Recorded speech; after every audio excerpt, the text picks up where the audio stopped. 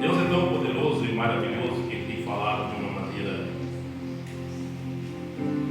abrangente comigo. E desde o mês passado, sim, eu tenho ouvido forte a palavra de Deus dizendo no meu coração para tomar uma posição de liderança e por respeito. Pelo fato que eu estava aceitando demais assim o desrespeito para comigo no meu expediente de trabalho. E semana passada o Edson havia me convidado para ministrar. Semana passada eu falei que não ia dar, e eles me trocaram meu horário sem perguntar se eu podia ou não. Aí eu chamei meu coordenador segunda-feira passada e falei: quarta-feira você dá um jeito de você ver se consegue colocar outro para fechar, que eu não vou poder.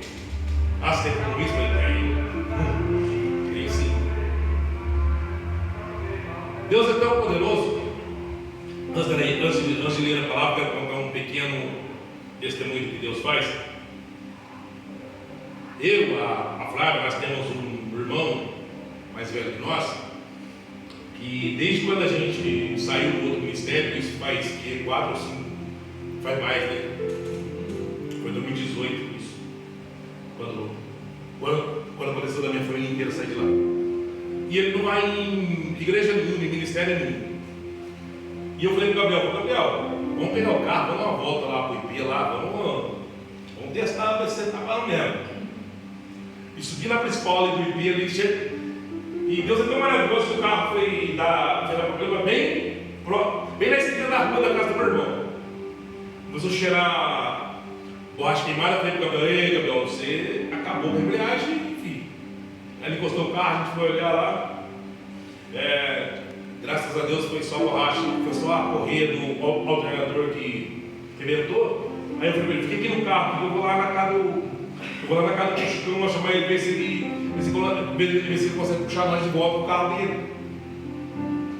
Aí eu fui lá, até que eu fui lá, outro amigo dele que ia jogar bola lá, não sei lá, conseguiu fazer o carro pegar e levar o carro de volta. Aí eu fiquei na casa do meu irmão conversando com ele, e eu conversando com ele, assim, eu comecei a contar de tudo que Deus faz aqui, de como que é o ambiente da igreja, de como que são os pastores, de como que são os irmãos. A primeira pergunta que ele me fez: lá não tem esse negócio de ficar revelação daqui, revelação de lá não, né? Eu falei: não, porque a Adriana trouxe um pastor aqui que começou a revelar demais, eu já mandei ele embora. E outra, eu fui numa igreja que um amigo meu me levou, tava uns batuques lá, tava umas batucaiadas lá, tava parecendo um show de pagode. Eu falei: pode esquecer, lá tem uma banda ótima lá que lá não tem isso aí não. Então, aí quando eu me despedi dele para ir embora, assim, ele me deu assim, uma abertura de que ele vai vir conhecer. Eu fiquei contente com isso. Mateus capítulo 9, versículo 16 e 17 diz assim: ninguém deita remendo de pano novo em vestido velho, porque semelhante remendo rompe o vestido e faz-se maior a rotura. Nem se deita vinho novo em odres velhos, aliás, rompe-se os odres e entorna-se em vinho, e os odres estragam-se, mas deita-se vinho novo em odres novos, e assim ambos se conservam. Ô João, te mandei uma arte que eu fiz no teu zap, depois você puder colocar para mim. Louvado seja Deus.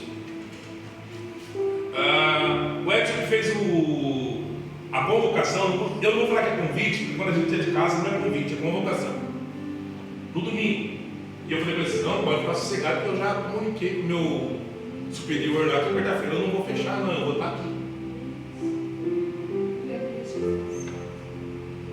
E eu comecei a meditar na palavra, buscar fontes. A fazer o que a gente que é o pregador, costuma fazer. E eu comecei a entender esse texto, que Jesus usou essa parábola para dar uma resposta aos discípulos de João, que por causa dos fariseus que os instigaram, por causa dos fariseus que de alguma forma moveu esse tipo de confronto, esse tipo de pergunta, e eles chegaram até Jesus e perguntou: Senhor, por que os discípulos de João precisam jejuar? E a gente nota-se que os teus discípulos não jejuam. E Jesus, olhando para eles, disse: podem jejuar enquanto ainda eles têm um noivo? Mas vai chegar um dia que o noivo lhes será tirado. Então, a partir daí, jejuarão. Então, para respondê-los, Jesus inicia contando a parábola do remendo novo, do remendo velho, dos outros novos e dos outros velhos. Porque na verdade, o jejum que eles queriam compartilhar, o que eles queriam de alguma forma que Jesus fizesse que os discípulos também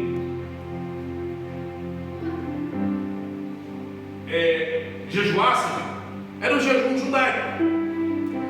Ele não era um elemento da lei. O jejum não era um elemento da lei, mas era uma prática judaica. Por isso que lá no livro de Mateus, capítulo 6, no versículo 14, quando Jesus termina de ensinar a oração dominical, ele diz: mas vós, quando jejuardes, não contristais os seus rostos, assim como fazem os hipócritas, parecendo que jejuam. Ou seja, os judeus, eles dissimulavam seus rostos quando estavam no processo do jejum, para parecerem aos outros que jejuavam, para que talvez alguém tivesse dó, tivesse misericórdia, para que todos vissem neles ali algum tipo de santidade. Mas o propósito verdadeiro de jejum que Jesus estava ensinando não era esse. E ele completa: porque se vós, quando jejuardes, vai, lava o teu rosto com água e traz a alegria no teu rosto, para que ninguém saiba que tu estás jejuando, mas para que só o Pai que está em oculto saiba que tu jejuas e lhe dê a recompensa. Eu particularmente não gosto quando pessoas fazem uso do microfone para dizer: eu vou pregar um jejum para isso, eu vou pregar um jejum para... Não, jejum é uma coisa secreta. É uma forma de você orar, de você fazer uma intercessão, sacrificando a tua vontade, a vontade da tua carne. E isso é uma coisa particular entre você e Deus, que ninguém precisa ficar sabendo que você está jejuando. Então Jesus inicia dizendo que se nós pegarmos o costume judaico, no qual na parábola estava sendo representado pelo remendo velho, e querer remendar com um remendo novo, que é a graça, não vai dar certo, porque vai rasgar. Porque os costumes judaicos, a lei mosaica, elas eram um sinal, elas eram um apontamento para o que havia de vir para Cristo. Mas agora, o noivo estando com eles, não era necessário eles repetidamente fazer cerimoniais judaicos, enquanto o noivo estava com eles. Louvado seja Deus. Não era necessário eles se martirizarem A igreja romana sempre fez, desde o século II, quando os cardeais, os papas se martirizavam, quando se sentiam cheios de culpa, cheios de pecado. E nos dias de hoje, nós vemos tanto a igreja romana como a igreja evangélica ensinando a fazer sacrifícios para alcançar de Deus alguma beneficência, ensinando a fazer sacrifícios humanos. Você precisa andar dessa maneira, você precisa fazer isso, você precisa sacrificar aquilo, você precisa pagar um preço. Não, você não precisa pagar preço, porque o preço já foi pago na cruz do Calvário, quando Jesus deu um brado. Está acostumado.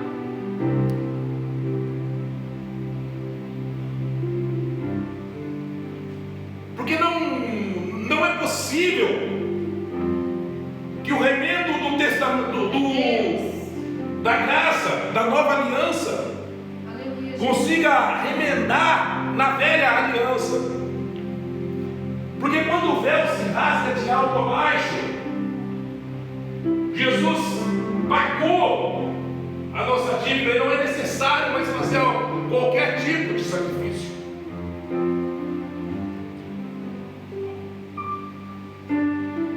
Como nós estamos acostumados a ver rosa ungida, jogar sal, trazer azeite da terra de Israel, não é necessário nada disso. Eu não preciso viajar até Israel, dobrar meu joelho lá no Monte das Oliveiras, como muitos fazem, para alcançar a misericórdia de Cristo. Eu preciso somente abrir a porta do meu quarto, entrar lá dentro, fechar a porta do meu quarto, entrar no particular com Cristo, invocar o nome dEle. Aleluia. Que o vinho novo vai ser derramado sobre a minha vida. Louvado seja Deus. Anatomia do odre. O odre, ele era feito de pele de animal. Alguns falam pele de texugo, mas havia outros animais que se usavam o couro para se fazer um odre. E quando ele era novo, colocava-se um vinho novo dentro dele, e ele tinha elasticidade, o couro se esticava, mudava o tamanho, a forma, em alguns casos, do odre. Mas quando ele ficava velho, o couro começava a perder essa elasticidade. Então, se colocasse um vinho novo ali dentro, o vinho começava a fermentar, e essa fermentação obrigava o couro a se esticar mais. Mas como esse couro já havia se esticado até demais, ele acabava se arrebentando, acabava se perdendo o vinho.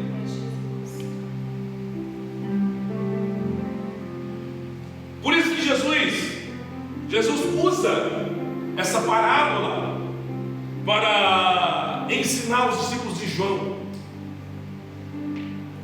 O odre novo somos nós.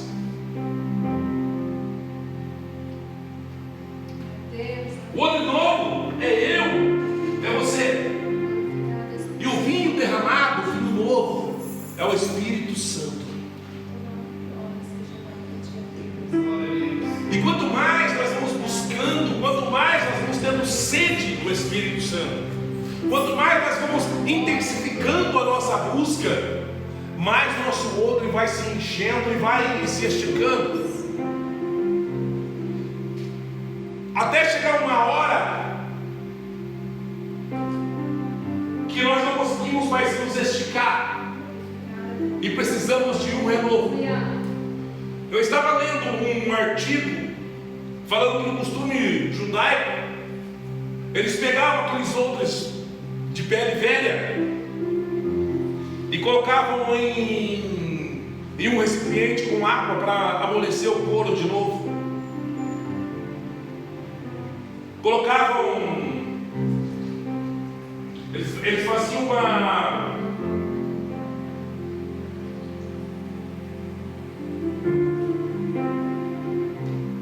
de reciclagem com aquele corpo, para que o corpo fosse renovado de novo. E quando nós falamos de renovo, eu estou falando no sentido do Espírito Santo voltar a te dar alegria, do Espírito Santo voltar a te inspirar a exercitar a tua fé, do Espírito Santo voltar a fazer de você um instrumento de Deus sobre esta terra, sobre este lugar, onde todos vão olhar para você e vão se inspirar em você e vão querer também ser um odre que recebe o vinho novo. Quando eu fiz essa arte colocando lá, vivendo o novo de Deus, é porque Jesus estava dizendo no texto: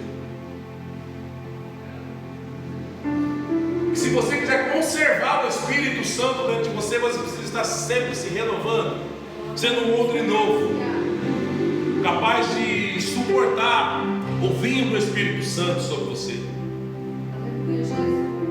O vinho que traz a alegria, o vinho que traz a felicidade, o vinho que traz a capacitação. Sabemos que quando a Bíblia fala sobre vinho, ele fala também de alegria. O apóstolo Paulo tocou muito nesse assunto. E quando você está explodindo de alegria, que é um momento solene nas nossas vidas, quando há algum acontecimento que nos traz essa alegria, é dessa forma que o Espírito Santo de Deus trabalha naquele que se permite ser um outro novo.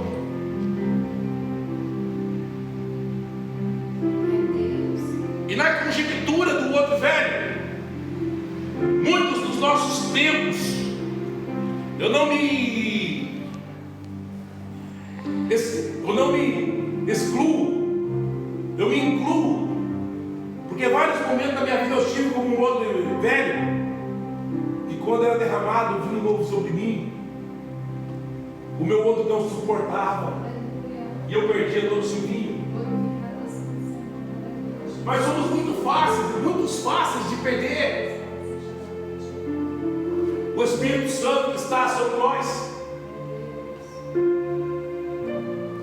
Às vezes nós ouvimos a voz dele no nosso ouvido, nos orientando, nos exortando, nos ensinando, e nós às vezes ignoramos a voz dele. Nós não temos a sensibilidade de ouvir dizer: opa, peraí, o Espírito Santo está me dizendo que se eu tomar essa decisão vai dar ruim, vai dar errado. Vai dar errado. O Espírito Santo ele nos traz a sabedoria divina. Ele nos faz ser sábios. Ele nos dá capacidade de fazer coisas que o homem natural não faz. O apóstolo Paulo diz que nós só conseguimos falar de Cristo, nós só conseguimos falar do amor de Cristo só através do Espírito Santo. Eu vi um clipe esses dias de uma dupla gospel chamada André e Felipe, e eles convidaram o cantor Daniel para participar com eles de um louvor muito conhecido. Eu comecei a observar, se eu for falar de técnica vocal, o Daniel tem muita. O cantor Daniel tem muita técnica vocal. Mas agora, se eu for falar de inspiração do Espírito Santo para louvar, de unção do Espírito Santo para louvar, é diferente. Quando era parte dos dois, você percebia que eles cantavam com uma unção. Quando entrava o cantor Daniel, você via que era só técnica vocal. Você consegue perceber que era só técnica vocal. E fala, como é diferente entre cantar e entre adorar. Porque tanto na ministração da palavra, ou quando na entoação de um hino de louvor, o Espírito Santo nos derrama um vinho novo, nos enche, nos dá unção para louvar, para adorar a Deus. E o novo de Deus não é que eu vou conquistar muitas coisas novas, materiais, isso vai vir depois, isso vai ser acrescentado. O novo de Deus é que Ele vai, se você se permitir ser um odre novo, Ele vai te encher de vinho até você se esticar, e vai transformar um homem simples, pecador, em um cidadão dos céus. Um homem simples e pecador, empregador da palavra. Eu estou com um esboço preparado lá em casa, lá, que o Espírito Santo me inspirou, sobre as duas fases de Pedro. Eu falei, será que eu prego essa ou será que eu prego sobre o outro? Mas aí o coração ardeu com essa palavra, eu vou pregar essa, deixa que ela lá não olha. Mas eu vou trazer aqui um pedacinho. Pedro, antes de ser um outro novo, era medroso. Pedro, antes de ser um outro novo, cheio do vinho do Espírito, quando Jesus anuncia o caminho que ele ia passar, a forma que ele iria morrer na mão dos pecadores, não, Senhor, jamais eu permitirei isso. Mas foi o primeiro a negar ele.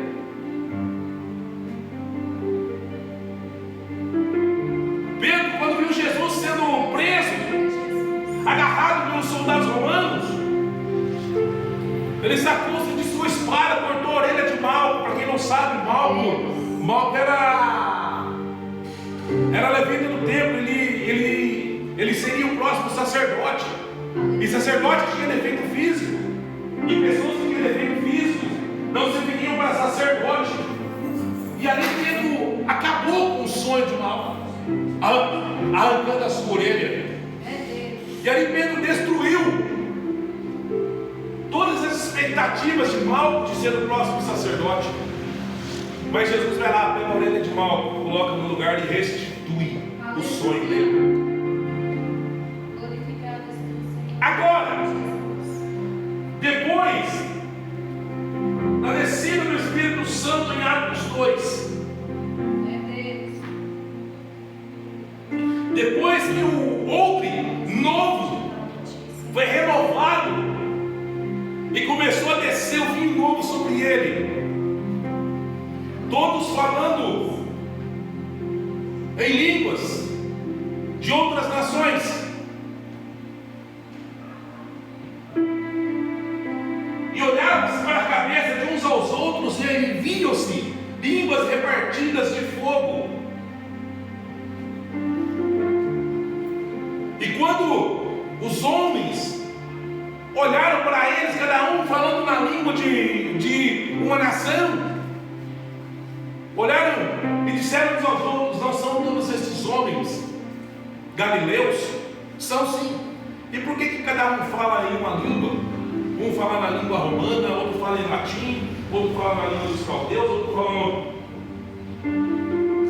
Aí Deus pega aquele odre que até o presente momento era um odre velho, que se colocasse vinho novo ali, perdia-se o vinho, enche de coragem, enche de capacitação, e dá autoridade e ousadia.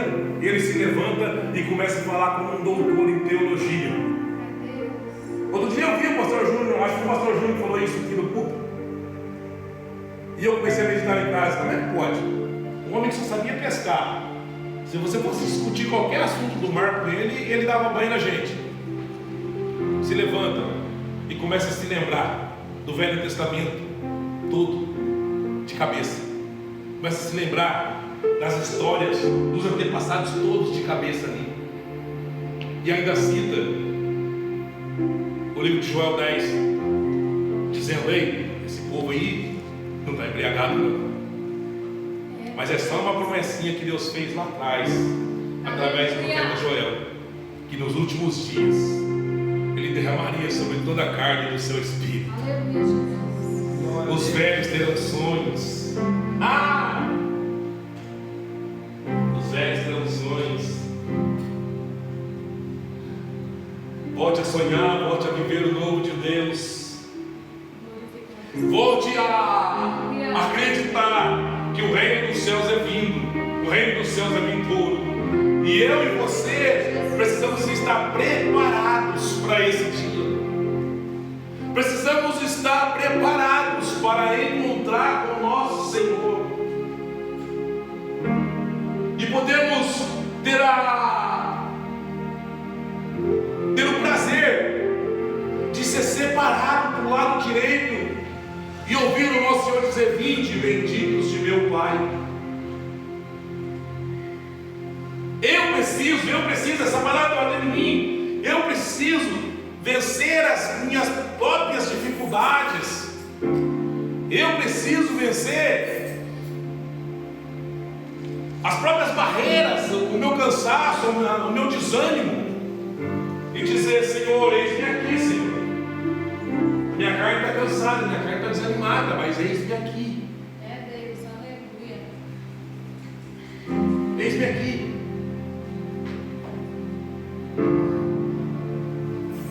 Entrou um moço lá que eu fiz amizade com ele quando ele estava internado comigo lá. Ele chegou lá, eu estava saindo já na porta, e a gente precisa parar na porta lá e mostrar a nossa bolsa pro rapaz que fica na porta lá. Eu não concordo com isso, mas é uma regra deles, porque eu acho que se o patrão não tem confiança na gente, aí fica difícil. Mas é uma regra deles, você tem que mostrar a bolsa. E quando eu estava mostrando a bolsa para ele, esse rapaz entrou com o capacete na mão assim, ele falou assim ele falou pro Ricardo, que era o rapaz que estava olhando minha bolsa: ó, vou te falar uma coisa para você. Está aqui um pastor, um homem de Deus, e veio me dar um abraço. Eu falei: acha que é isso? Eu sou cheio de falha também.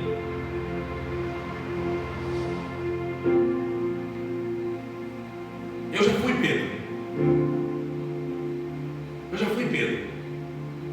E tem momentos em nossas vidas que o Pedro, o pescador, quer voltar a se manifestar em nós. O Pedro que, para qualquer coisa, quer tirar a espada da cintura. Às vezes, o Pedro que se levanta em nós é aquele Pedro medroso, que tem medo de assumir responsabilidade, ou que tem medo de anunciar quem é o seu Senhor. Quando alguém me pergunta: você é crente? Ah, estou indo lá. Não sou não. Ah, eu vou na igreja, né?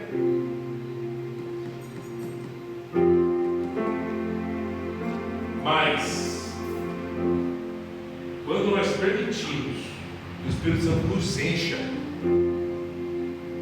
aí nós vamos ser o Pedro de Atos 2. Quando alguém falar: você é crente? Não, crente não, sou seguidor de Cristo. E já começa a sair o Evangelho de Mateus, Marcos, Lucas, João, Atos e por aí vai. Outro dia uma companheira de trabalho disse: nossa, como é que você sabe a Bíblia de cabeça? Eu falei assim: não é que eu sei de cabeça. É que quando a gente começa a falar de Jesus, o Espírito Santo vai, como flashes da nossa cabeça, vai fazendo nos lembrar das passagens que a gente fala, porque Ele quer usar a palavra dele para salvar você, para limpar você. Lembra-se, eu deixei de ser um outro velho. Os costumes judaicos já não são mais para mim.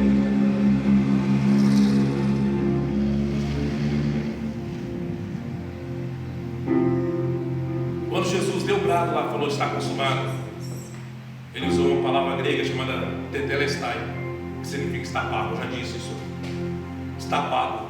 Você não precisa pagar mais nada. Ah, você precisa pagar o preço. Não, você não precisa pagar mais nada, está pago. Você precisa somente crer e confiar. E todas as vezes que você vir num culto desse, que você orar na sua casa, com a porta fechada, você jejuar na sua casa sem que ninguém saiba, Jesus vai te dar a recompensa. Amém?